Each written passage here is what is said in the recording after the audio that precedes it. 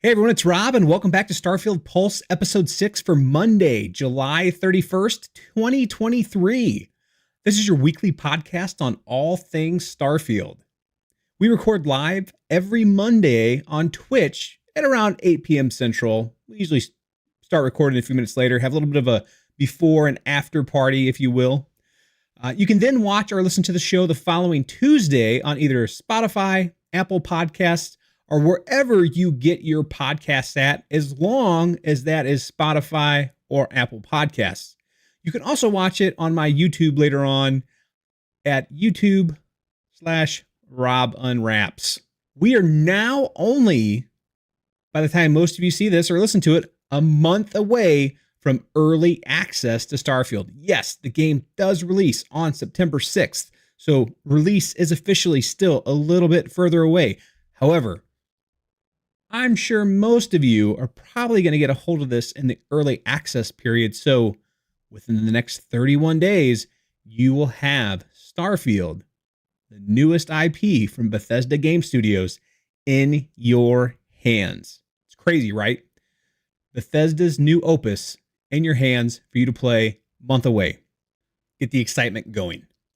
This week, we're going to cover all the crazy and not so crazy headlines, including the 3 anime shorts we got early last week. If you haven't heard about them already, Bethesda Games Studios released a small series, if you will. There's only 3, so I guess we'll call it a series of animated shorts that establish some background characters that we could potentially, or not, run into the Starfield universe later on next month when we're playing the game.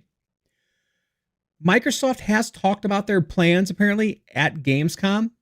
So we'll briefly hit on those, and then we'll talk about what really happened to the mecha in the game and whether or not you will actually see them in a playable form. And then finally, we'll close out the episode by going over a Meet the Producer that BGS just put out today and answer any lingering questions that may have popped up in the chat. Without further ado, let's get to it. So let's talk about some of the good headlines we've seen out there, right? Starfield will be play anywhere. So that just came out. I think that was kind of one of those no duh things, but we finally got confirmation. So yes, if you play it on your Xbox console or if you play it on your PC, caveat, if you play it on your PC via the Windows 10 or 11 game front or the Xbox app, your save will go back and forth between that systems. It does not follow from Steam to Xbox. I've seen some confusion on that, by the way. I've seen people adamantly state that if you play it on Steam, your save is going to transfer to Xbox, and that is not the case. Now, some developers have successfully done that, but that's not something that's required for Xbox Play Anywhere. An Xbox Play Anywhere requires that your save will go, again, in the Xbox Microsoft ecosystem, which is not Steam. So maybe we'll see support for that, maybe we won't, but you will be able to transfer your saves seamlessly between the PC and the console, as long as you're playing on the Xbox Windows app. You're good. But now let's talk about something a little bit humorous, right? I love this segment. It's pretty funny to go over these every week. And let's talk about the garbage headlines of the week. The first one that stood out to me is that Starfield multiplayer exists, just not in the way we imagined. It does not exist. That's how we imagined. And it still doesn't exist, even with this. They're talking about people hanging out in Discord, talking about the game together as they play it. Sure, I guess that's a type of shared experience, but that's not a multiplayer gaming experience. So spin it however you want. Put plates on sticks, put them in circles. It's just spin. It's just a clicky headline, right? Okay, whatever. Moving on. Fan uncovers Starfield's full skill trees ahead of release. And that was from one. So they talk about this like it was something new. And even the person who did this caveated it like, this is the best of their ability. This was something that they did for 200 hours. This is something they posted on Reddit. This website's just declaring like, it's final, it's done. We know it. This fan did it. No, it's speculative. So yeah. But anyways, to the fan who put all that hours and time in and posted their work up on Reddit, good job, bravo. Way to be dedicated to the topic, man. Another website put out, is Starfield delayed again? No, it's not. It's not. And I've seen multiple headlines like this, and it just boggles my mind. And because this one site questioned whether or not Starfield was going to be delayed again, there was another series of sites that just copy pasted this headline, spun it with their own article, copy pasted those articles to each other, and then we're like, Microsoft's delaying Starfield again. And it's like, no, they're not. It's not happening. But a little bit more on those websites copying each other in a second. And the next headline I saw, and this was actually kind of funny. Starfield players joke that the game is literally unplayable after a blink and you'll miss it typo. And what they're referring to is that somebody on the Starfield Reddit posted a picture of a rifle, and that if you look at it, it says that it's state of the art, but it misspelt it and said it's state of the at. It's pretty funny. Not gonna lie. But to say it's unplayable, again, they're being, how do you say, hyperbolic, to say the least. It's a joke, people. So, touche, bravo. It's funny. And then, and these aren't funny. These are just ones that drive me absolutely bonkers. These are websites that are proclaiming Starfield Outpost guides. So you're going to have legitimate gaming websites right now putting up stubs of what they think is going to happen. And then you click, it's like everything we know about this system. And then you click the link and you go to the page and it's like, we don't know anything. And when we do know something, this is where we're going to put it. And to me, that's just don't do that. I guess they're trying to get into the search engine rankings, right? So for later on, when people go to Google or Bing or search these topics, whatever they choose to do, they'll rank high. But right now, there's nothing. So if you see a website like PC Gamer that says, here's our guide to the system, here's our guide to this, here's our guide to that, there is nothing there. They don't know anything. And if they do know anything, and they might, because some of them might have their hands on the game already, it's under embargo. They can't say anything. The embargo's not dropped. So they don't know anything that probably you don't already know. So don't click those shit articles, because that's what they are. They're just going to piss you off. So let me be upset for you. Let me take that click and save you a click and tell you that they don't know anything. And as soon as we know anything, I'll let you know. You'll know, because everybody in the community will be telling you. So if you see something from one of these, even reputable sites, at this point, they don't know anything. They're just farming for clicks. So anyways, earlier I mentioned I have found 3 websites that one of them has a fandom in it, one of them has a Bible in it, and one of them, I can't remember off the top of my head, and I didn't write it down in my notes, but there's these 3 websites, and I didn't give you their full names because I really don't want you to go to them, because I don't think they deserve the traffic for the garbage they put out. And somebody is writing the article, and at this point, I'm wondering if they're just AI, if they're just having like Bard, or they have an updated ChatGPT, because you can't get the old one to do it because it doesn't have access to the internet, right? So these articles are the exact same thing on all 3 sites. They may put a variation in the title, and they may put a little bit of a variation in the intro, but the body paragraphs to these articles are identical. And I don't know how that's not killing their search engine optimization, because I was under the impression that when you basically just cut paste stuff like that, that it hurts your rankings. But maybe they just don't care, and maybe they're not in it for the rankings. Maybe they're just trying to already just give articles to the people that follow their sites.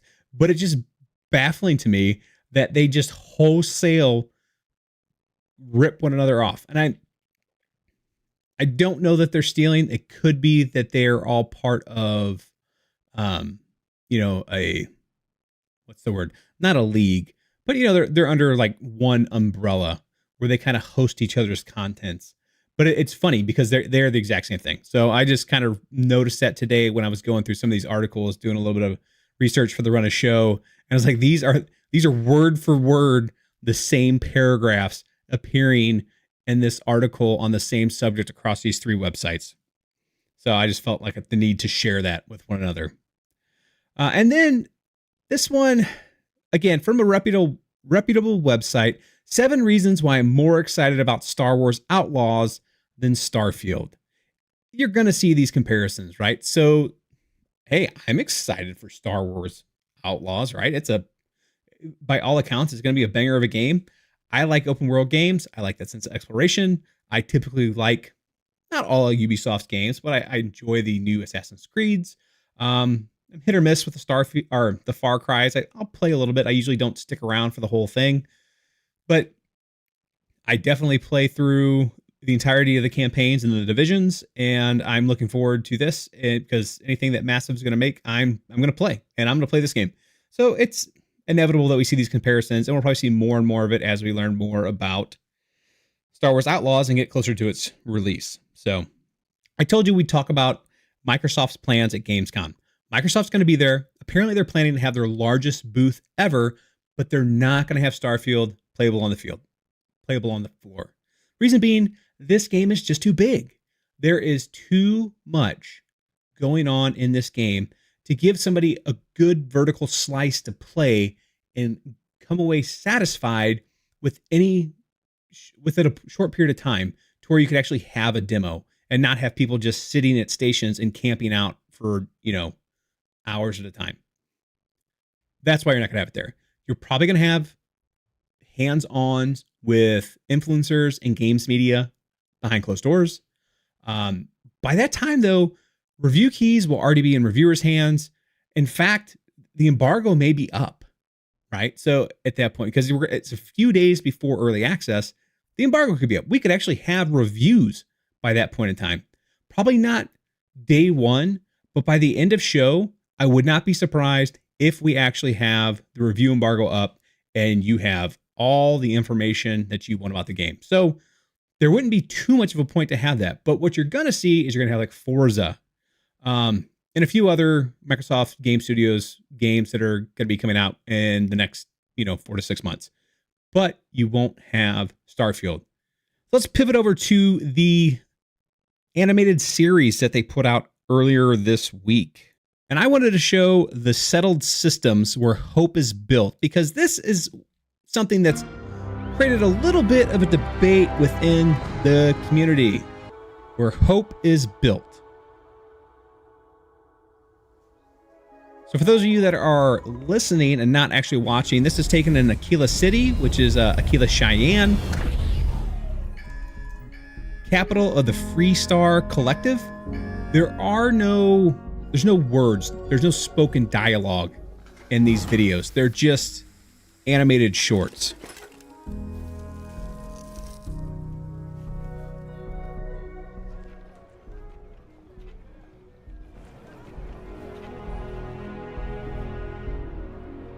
So what we saw is a mechanic working on a ship, and it appears like a fuse broke out, and he's wandering around through the town. He sees a flashback to a mecha battle, and this is from Colony Wars. And this is what has created the debate. So we've seen pictures of mecha in the videos. We're now seeing action shots, so to speak, of mecha. Again, this is, animated. This isn't actually in game. We don't see mecha battling in game. So the question is, I'm going to let this video go ahead and play out for the people that are watching it.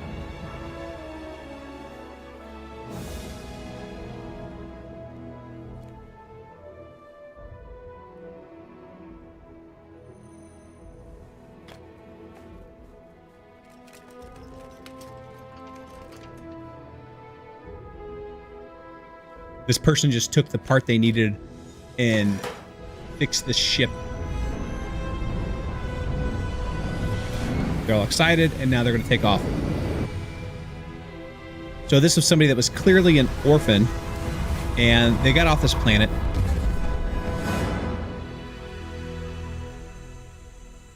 All right, now that was...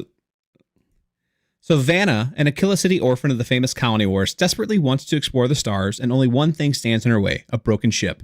Her search for repair parts leads her throughout the city and into some unexpected danger as she closes in on her dream. So she gets the part she needs and she's able to take off. But we saw there the mecha battles. And this is why I had that hat on. So let's change hats a little bit here, right? And put my tinfoil hat on for a little bit of conspiracy theory, Rob, right? So here's what I think happened. We've seen mechs in graveyards, and we've seen mechs in this flashback. And these were involved in the famous colony wars. So it's my supposition, if you will, that mechs do exist, but we cannot pilot them. And in fact, I don't think anybody can. I think there's a moratorium going on against mechs. Part of, I suspect, the ceasefire and the eventual like peaceful resolution between the colonies is that they had to disarm and they had to get rid of the mechs. So mechs do exist in their lore. They do, the technology for mechs still exists in their timeline, but people aren't using mechs because they can't. There's like a ban on them. And so you're not going to see a lot of mechs unless you're a criminal. And then there's the potential that some of the factions that are involved in illegal activities will have access to mechs. But I also think that it's one of those things, like, even if you are a criminal, right, and you do something illegal, but it's not like you're not wholesale slaughtering people, that you're not necessarily going to draw the ire of the authorities as long as you're staying like kind of under the radar. But as soon as you hop in a mech, you are no longer under the radar. You point a giant target at your back and say, come after me. So it's like, do these pirate organizations, do these other nefarious groups, are they so dumb to use a mech and put that symbol on their back that says, come at me, bro. Come at me. Come take my mechs. No, I don't think that's happening. So I don't think that we're going to be piloting mechs. Also, because they said we don't have ground vehicles. And these are clearly, I think, are something that you would be considered a ground vehicle. So because of what Bethesda said, and because of what we've seen, the still shots that we've seen in the more videos focused on in-game activities, they've been like graveyards. We've seen busted, broken down mechs. We haven't seen mechs being used, right? The only time we've ever seen the mechs being used are in this animated video, which is clearly a flashback. And even, and it's a flashback, and it's already something that happened in the past. So we're watching a past event and then a flashback in a past event. So that's quite a while ago. I don't think mechs are in the game in a playable form. And if they are, it may be some kind of special onesie twosie, one-off thing, but it's not going to be like, oh, look at my mech. I want to build out a mech. And we're going to have this side things where we're doing all these things with mechs. This is not that game. And I don't think that's going to happen. Maybe in an expansion later on down the line, maybe some story within the game will touch upon mech. Something's obviously going to fill us in on the lore about why we can't do anything with these mechs. But again, that's my tinfoil hat theory. I think that we see these mechs because, yes, they exist. They were part of our history, but they're just not something we use anymore. Kind of like landmines, right? At least, we're not supposed to. All right, tinfoil hat off. Let me know what you think in the comments below. Do I even need to ask? I'm sure that you're going to let me know what you think in the comments below, right? whether or not we're going to see Mechs, and if you agree with me or not, and also why you think we will if you disagree with me. All right. What do we have next? All right, so next up, similar to one of the previous episodes that we did, we got pretty lucky and Bethesda Game Studios released a Meet Jamie Mallory, producer at Bethesda Game Studios article today. And for those of you who are like, who is Jamie Mallory? Well, you remember that nice lady that hopped on video and said that she liked to steal sandwiches? Yeah, that's Jamie. So let's go ahead and read Jamie's Spotlight article. So say hi to Jamie Mallory, producer on Starfield at Bethesda Game Studios. If you've seen our latest Starfield Direct, you'll already be familiar with Jamie's animal-themed spaceships and sandwich space piracy. But Jamie's been a part of the Bethesda family since 2013, from id Software to Bethesda Game Studios, Dallas. Jamie's journey through the video game industry has allowed for touches on so many of the Bethesda titles. What is your role at Bethesda Game Studios? What does a normal day look like for you? I'm a producer who is lucky enough to support some amazing strike teams. A strike team is a group of talented developers across disciplines who come together with a common goal in mind, and they're like the Swiss Army knife of the game development world. Each bring their unique skills to design and implement awesome features. Now, picture this.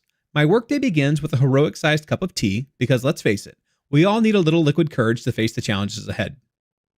Water only, please. Water only. That's Rob. Water only. The first order of business is bug triage. It's like being a detective. As a team, we investigate each issue, ask questions, and evaluate the risk of the issue. Once we've cracked the case, I make sure to assign them to the right individuals or teams to be worked on. Next comes the dreaded email inbox.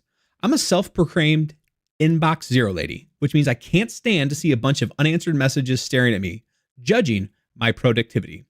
Hello, Jamie. I'm Rob, and I am also a zero inbox guy. I hate it when I have unread emails in my inbox. I feel your pain. But I'm not just a producer. I'm also a buffer and unblocker extraordinaire. I protect my team from unnecessary distractions and remove any obstacles, which means I'm in constant communication with senior leadership, leads, and other producers, making sure we prioritize correctly and keep the project on track. It's like being the conductor of a well-orchestrated symphony, ensuring that all the right notes are played by the right teams at the right times. So there you have it. That's me, the tea-sipping, inbox zero champion, to-do list wielding, buffer and unblocking producer. When we work in sync and attached to the hips, we're unstoppable, and we'll create a great game that will blow everyone's socks off, so I can steal their sandwiches. I added that last part. What was your path into the producer role? How long have you been with Bethesda? Here's a fun story about my journey into the game industry. After graduating college with a degree in international trade, I started on the path of becoming an investment advisor at Wirehouse. Little did I know that my husband, who always had a passion for getting into the game industry, would change the course of my career. He had been a conference associate for the Game Developers Conference in San Francisco for several years. When we got married, he convinced me to apply as a CA for a part of our honeymoon. I was a bit reluctant, but in the end, very happy I had listened to him. During my time as a CA, I had the pleasure of meeting incredible individuals who were either looking to break into the game industry or were seasoned veterans. I had so much fun that I started attending the conference every year, and before I knew it, I went from being a CA to being demoted to staff CA. But let's fast forward just a bit. The stock market crashed, and my investment advisory job lost its sparkle. I had moved to Dallas, Texas with my husband, and luckily, I was close to some friends I had made at GDC. One evening, while venting about my job at a pub, I met with Grant Schoenquiller, who was currently an employee at id Software. He mentioned that they were contract QA positions available for the next game, which would provide the change I needed. I took a leap of faith, applied, and after an interview, I found myself welcomed onto the team. Initially, the contract was for working on Doom 2016's multiplayer, but plans changed, and I ended up shifting to another project that had a release date that year, Wolfenstein: The New Order. That's where my love for working in video games truly blossomed, as I was able to collaborate with individuals from multiple studios while working towards a shared goal. It was an amazing experience. When my contract came to an end, I was fortunate enough to be hired as a full-time employee at id Software. Over the next 5 years, I had the privilege of working on incredible games like Doom, Quake Champions, Prey, Wolfenstein: The New Order, Doom Eternal, and Doom VFR. My role evolved over time from contract QA to lead QA, but as time went on, I started pondering my future aspirations. I wanted to have a larger role, but part of the decision-making process, and work more closely with developers. And so, after numerous conversations with in-industry and in-studio friends, and probably a few beers, I set my sights on production as a goal. That's when an amazing opportunity came up at Bethesda. I applied for the associate producer position and was interviewed for, I applied for the associate producer position and was invited for an interview. I met with my future boss, Jesse Flanagan, as well as the studio directors, Mark Tardif and Tom Mustaine. From the moment we started talking, I was captivated by their love of the studio, their unwavering support for their teams, and the incredible energy they brought. During the interview, when asked about my long-term goals, I couldn't help but let my enthusiasm shine through. With wide eyes, I said, I want to be an executive producer one day. I want to be like you guys, walking across the stage at E3 to showcase the amazing work our teams have created. I even have my E3 song already picked out. Now, this is where I screwed up. The next question is obvious, and I felt it in my stomach. I had gotten ahead of myself without thinking about the consequences. Mark and Jesse were staring at me, and the question came, and what song is that? Well, already in the thick of it, might as well let them know the type of person they were thinking about hiring. I sheepishly replied, Bad Motherfucker by Biting Elbows. And oh boy, without hesitation, Jesse and Mark burst into laughter, and I was relieved to know I had found my tribe. Fast forward 4 years, and I'm still with Bethesda, loving every moment of it. I see a bright future ahead, well, unless they get tired of my shenanigans, of course. But all jokes aside, I've discovered my passion for game production and being a part of the creative process. I'm excited to continue growing and contributing to this incredible studio and industry. Do you have a favorite project you've worked on? One that stands out is Starfield. The level of team collaboration on that project was off the charts. Let's start that little section again. Do you have a favorite project you've worked on? One that stands out is Starfield. The level of team collaboration on that project was off the charts. I find it interesting that they're already talking about it in the past tense. Like, it's not out yet. We're still working on the game. Still working on the game. So anyways, it should be that level of team collaboration is off the charts, especially when it came to the shipbuilder. We had an amazing team with some developers who worked on the incredible snap maps in Doom 2016, and we've got this massive list of exciting features we're looking forward to discussing and potentially implementing in the future. But shh, I can't spill all the details here. Just thinking about the possibilities gets my dopamine pumping. Now is for the wackiest title I had the pleasure of working on, Doom VFR. Picture this. We were on a mission to figure out VR locomotion that wouldn't make players lose their lunch, while still maintaining that fast-paced, no-holds-barred Doomed experience. Let me tell you, there were countless sessions where me and my team would be sitting in chairs with a trusty trash can between our ankles testing different ideas. I'll never forget the time the developers introduced a Roomba-like device that could zip drifting around corners at high speeds. It was a riot, but for all the obvious reasons, we eventually had to remove it. Still, it was an absolute blast working on this title, and I'll never forget the joy of being at E3, helping run the booth for Doom VFR. Seeing people get scared and start screaming was priceless. It's these unique experiences that make each project special and keep me excited about the work I do. I'm truly grateful for the opportunities I've had and can't wait to see what other incredible adventures lie ahead. What was the first project you worked on at Bethesda? Starfield holds a special place in my heart because it's my very first project with Bethesda as a Strike Team producer. I had the privilege of working on some amazing aspects of the game. I was responsible for supporting the shipbuilder, the star map, terminals, mission boards, and to top it all off, I was part of the streaming Strike Team with a systems discipline. Working on Shipbuilder was an absolute blast. Collaborating with a talented and imaginative team to create intricate, awe-inspiring, and, well, silly spacecraft was entertaining and fulfilling. As for the star map, we got to craft a map that would be part of the immersive universe that players could use to explore space and find where to go next on their adventures. The terminals added another layer of depth to the game, usually giving players more insight to the story and lore for the area that they are currently in. The mission board also kept us all on our toes, ensuring players had exciting challenges to tackle while exploring the cosmos. Being part of the streaming Strike Team within systems was an excellent experience. We worked tirelessly to optimize and enhance the technology of the game, ensuring a seamless and immersive gameplay experience. It's all about ensuring that the players could dive into the world without any hiccups. What's your favorite thing about being a producer? One of my absolute favorite parts of my role in the One of my absolute favorite parts of my role is the interaction with the developers. We're all gathered around a table, or in a video call due to the pandemic, brainstorming and throwing out these wild pie in the sky ideas. It's a room full of passionate nerds, and the creativity that flows in those moments is nothing short of magical. We're all gamers at heart, so we're not just making a game, we're creating something that we personally want to play and enjoy. I think what truly makes my heart swell is the camaraderie and bond I share with the developers I support. We're like a tight-knit family in the trenches, supporting each other through thick and thin. We go beyond the professional realm and genuinely care about one another's well-being. We're always checking in, asking about each other's families, and making sure everyone is taken care of. It's a beautiful thing to be a part of. I feel incredibly fortunate to work alongside some of the most remarkable individuals in the world. These talented folks bring their passion, dedication, and brilliance to the table every day. They inspire me, challenge me, and push me to be the best version of myself. I'm truly grateful to have such an incredible team in my life. It's not just a job, it's a shared adventure filled with laughter, creativity, and genuine connections. I cherish every moment spent with these talented nerds who have become my dear friends. What's your favorite game or a game that really inspires you? This question.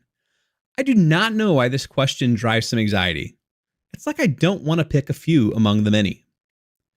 A game that I have been smitten with for a long time and often gift to the unsuspecting soul who hasn't experienced the glorious chaos is Untitled Goose Game. Oh boy, this game. Taking control of a mischievous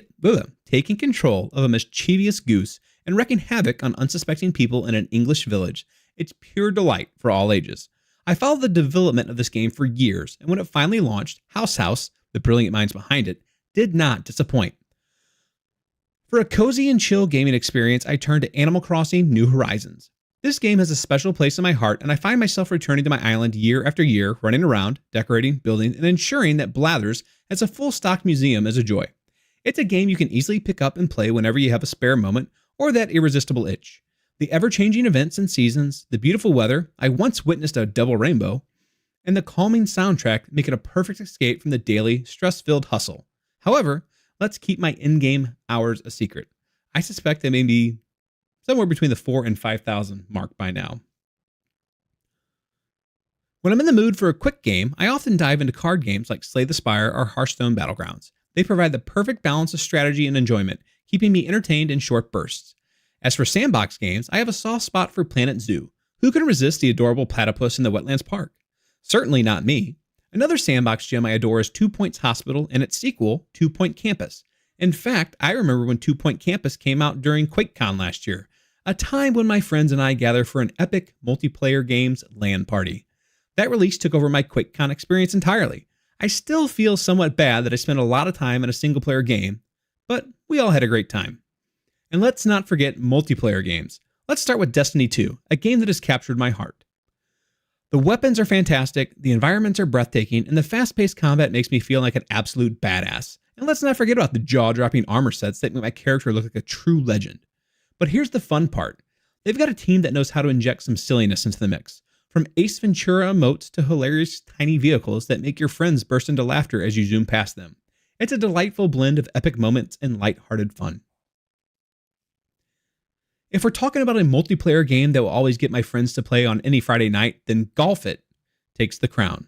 This discovery during the pandemic quickly became our go-to game as soon as everyone finished work and poured themselves a well-deserved beverage to start the weekend. We love it so much that one of the levels, Sky Valley, even inspired an epic lore-filled Indiana Jones adventure for a bachelor party. Who knew golf could be so inspiring?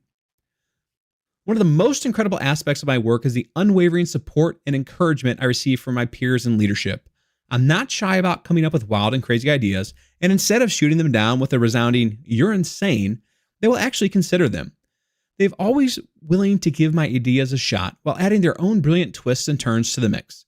Sometimes it works, sometimes it doesn't, but nevertheless, I feel the support, the encouragement that they provide me. It's not every day that you find such a nurturing and supportive environment in the game industry. So I consider myself incredibly fortunate to be surrounded by these amazing individuals. You recently won a lot of hearts and minds with the reveal of the amazing animal-themed spaceship you'd like to build in Starfield, including your love for sandwich piracy. Do you have a favorite Starfield creation, complete or not yet started? And what is the end goal for a baguette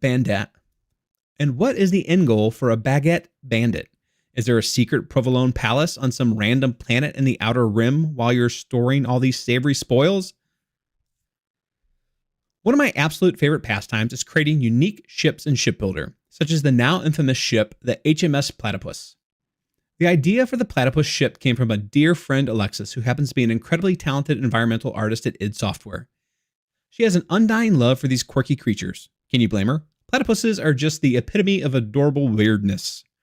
I even have socks adorned with the delightful paddle of the platypuses. They never fail to make me smile. Anybody who's worth their salt and watched Phineas and Ferb adores platypuses. Agent P, otherwise known as Plary the Platypus. Yeah, Plary the Platypus. I just misplaced that L. Just got lost. Put it in a different word. No big deal. Perry the Platypus, ladies and gentlemen. That was what I was trying to say. Perry the Platypus. And now I've had all those plosives in this mic. Hopefully the pop filter works. But wait. You do a perfect Doofenshmirtz from out of the audience. But wait, there are more terrible ideas for ships. One of which is a colossal sandwich soaring through space, aptly named the Griller. The name itself strikes fear, but when you witness this mammoth sub-like creation gracefully landing in a cutscene or zipping across the cosmos, it's pure comedic gold. It reminds me of those moments in games where you unlock these outrageous pre-order outfits or items for your character only to find them amid a serious cutscene where someone has tragically perished, or the menacing villain makes their grand entrance. It's absurd, it's hilarious, and it never fails to bring a big old grin to my face. I've become quite an expert at capturing screenshots to share with my fellow coworkers who appreciate a good laugh as much as I do. Now, as for a preferred provolone palace, I must confess I like to keep my sandwiches or other stolen bounty close at hand on my ship. It adds a slight element of risk during those thrilling dogfights. But hey, now that you mention it, an outpost on Earth's moon, Luna, doesn't sound like such a bad idea, especially since it's made entirely of cheese. Just kidding, no cheese there. So I think that she might have kind of confirmed, which I don't think is any secret, that if you're on a ship and it's destroyed, you probably lose the contents, which is why she doesn't want to keep her sandwiches there, because she'd lose her sandwiches if she lost her ship. Do you have a favorite aspect, quest, character, moment, theme of the game you're currently working on so far? Most of the content we are currently working on is behind the scenes to the player, such as optimizations, etc. But let me tell you about my recent playtesting adventures. Lately, I've been diving deep into the quest lines of all the different factions, and I've been pleasantly surprised by the incredible variety in their storylines. It's like unlocking a treasure trove of captivating narratives that many folks may not even realize exist. While some may rush through the main Golden Path storyline, those intrepid explorers who venture off the beaten path and delve into the faction quests are in for a real treat. The amount of content packed into those faction storylines is truly astonishing. It's like embarking on a grand adventure within an adventure, where every choice you make and every interaction you have shapes the course of the tale. The character development, the plot twists, the moral dilemmas, I've been completely hooked. These quests offer a chance to delve deeper into the game's rich lore and uncover hidden gems that add layers of depth and excitement to the overall experience. So, my fellow gamers, I urge you to take a detour from the main storyline and explore the fascinating world of faction quests. Trust me, the rewards are well worth the extra time and effort. Prepare to be enthralled by the intricate storytelling and immersive gameplay that awaits you. It's like unwrapping a surprise gift within the game itself, a gift that will leave you with the unforgettable memories and a renewed appreciation for the boundless creativity of the designers and game developers. Happy questing. Thank you so much to Jamie for taking the time to answer our questions and bringing the Griller into our lives. Check out more from our team here at Bethesda Game Studios. If you want to work alongside Jamie or anyone else at Bethesda Game Studios, visit our careers page and apply today. And last time I checked, they did have a posting for a game designer. So if you are in the market for looking for a game design job, head on over to Bethesda Game Studios website. Everybody, that was episode 6 of Starfield Pulse. Thanks for listening. I'm your host, Rob. Make sure that you follow us on Twitch TV/Starfield Pulse, so you're notified every time we go live to record these episodes. And again, if you can't catch it live, you can hear us wherever you get your podcasts, as long as that's Apple and Spotify. And you can watch us later on YouTube at youtube.com/RobinRaps or youtube.com/Starfield Pulse. And don't forget to hit like and or subscribe. And if you're listening on one of your podcast services, to make sure to rate the episodes and leave a comment or review, because it really helps with discovery and for other people to find these podcasts as well. And as always, you can reach me via email at starfieldpulse@gmail.com with any questions or comments that you might have. Thanks, and I'll talk to you next week.